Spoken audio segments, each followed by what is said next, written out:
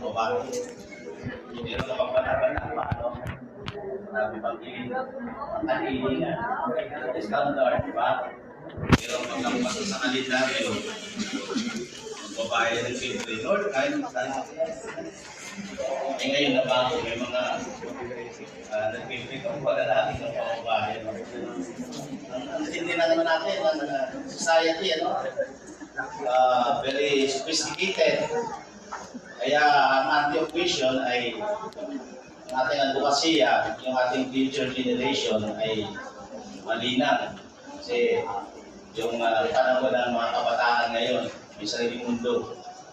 At ang inaasahan ni Lord ay yung church, the pilang and bulwark of truth panggaling po sa church.